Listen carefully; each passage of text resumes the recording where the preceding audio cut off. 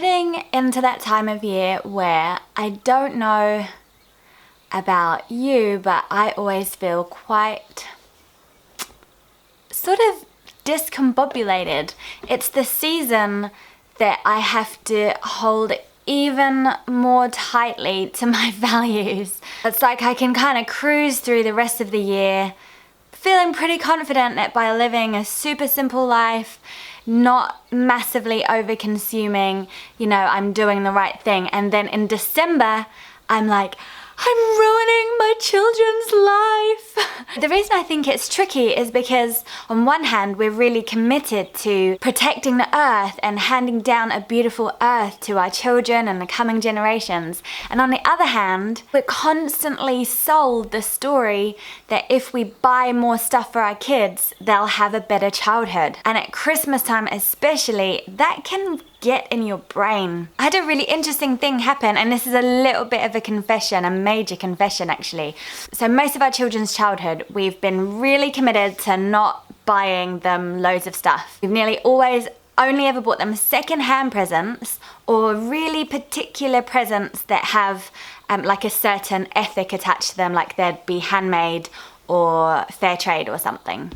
We've been super committed to that. And then Ramona just had her 8th birthday. So this was about a month ago, and we were so busy. Life was so intense and crazy, and just didn't really have much time at all to put into her present. So like 2 days before her birthday, I kind of had a bit of a meltdown, and I went into the warehouse, which is like a big superstore, and I bought something that I know that she has wanted for ages. It was half price, so I felt kind of good that I got a really thrifty present. It was a robot dog, like a talking dog. She's hankered after one of those for years.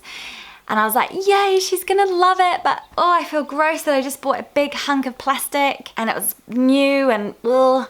But she's gonna be super happy. And then her other present we gave her that day was a big net that we got secondhand from a scaffolding company for $20.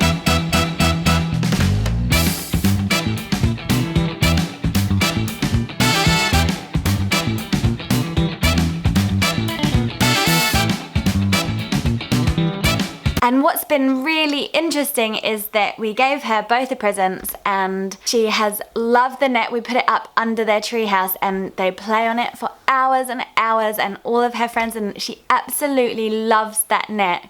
And the dog, the robot dog, I just went to go and find it for you, and I can't even find it because after about an hour or two of playing, it just went into the pile of toys, never to be seen again. So I compromised on this thing, feeling like super gross about it, and she didn't even love it. I guess that's the thing about slipping up.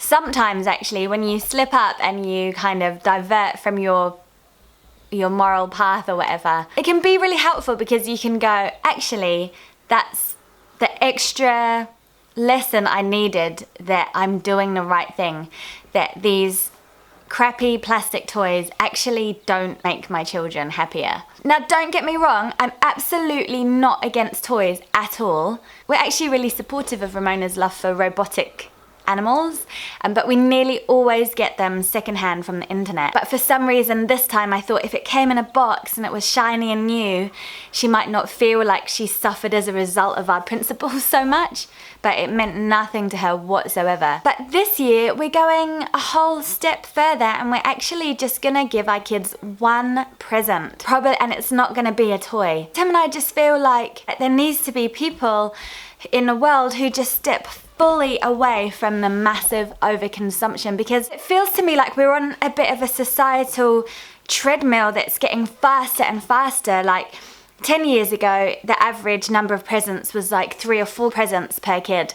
And now it's like 10 to 20 presents per kid. And actually on YouTube, there are videos of kids walking into whole rooms filled with like hundreds and hundreds of presents that they have to get through. That puts so much pressure on people that if their kids don't get that amount of presents, then their kids are suffering. And I just feel like there needs to be a community of people who are like, no, we're not doing it anymore. We quit over-consuming at Christmas. We quit traditions that are wreaking havoc on our beautiful earth. We quit buying into this idea that toys will make our kids happy. We quit going into debt to give our kids stuff that they don't even need. We quit keeping up with a lifestyle that is absolutely destroying our planet. We will no longer participate in a societal spiral towards our own extinction. And a little extra, as a woman, I quit the emotional labour and the mental workload of Christmas. I've absolutely quit that. So Tim has organised the family plans, and Tim has stepped up to organise the kids' single present. In fact, I don't even know what that single present is. That's how much I'm not having anything to do with it. I'm not being like a total Grinch about it. Like, I have got the box of Christmas decorations out, and we are gonna throw those up all around the year, and we will play Christmas music, and we will make Christmas recipes and make a Christmas pudding, and we will spend a lot of time making up our own Christmas rituals that will bring joy to our life. We'll spend a lot of time playing cards and charades and other games as a family. I want to make sure this is a beautiful Christmas, but I'm gonna just completely take out the consumption element of it. It's just completely unsustainable, both for our hearts and our minds. Like, Christmas should not be stressful, but it's unsustainable for the earth too. So if you want to go on strike this Christmas against overconsumption, I've got loads of ideas for presents. You can check that out on my video that I'll link below. Apparently, I just had a comment last week. I can't confirm this is true, but somebody just left a comment saying, "Can anybody else see the spider in her hair?" And I think it's possible I recorded a whole YouTube video with a spider on my head. So I'll link to that below anyway, and you can watch that. That's a whole load of non-toy Christmas present ideas. But the big one that I would recommend you to get your kids, or to recommend a grandparent gets your kids, is an experience. So like a pass to something. So like a pass to like a hands-on farm, or a pass to soft play, or a pass to the train museum, you know, like an annual ticket.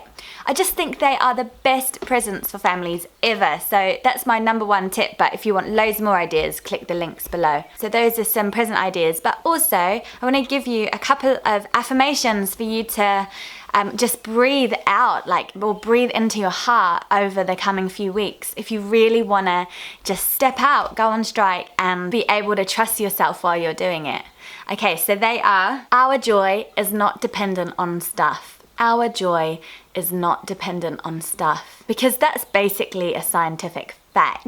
And turning that into an affirmation just allows you to really stand strong in that truth. Presents won't make their childhood any better. Presents won't make their childhood any better. Presents won't make their childhood any better. And then another one is about being enough. So it could be: my children are enough, or my love is enough, or my presence is enough.